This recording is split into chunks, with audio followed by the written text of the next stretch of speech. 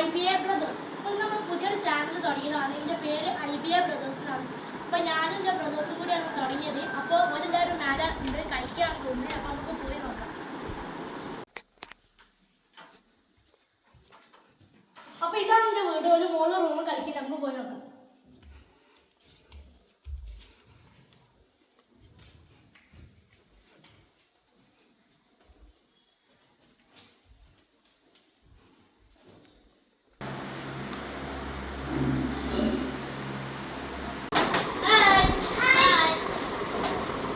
ഇതാണ് എൻ്റെ അനിയൻ ബിന്യാമിന്. ഇവ 4th സ്റ്റാൻഡേർഡിലാണ് പഠിക്കുന്നത്.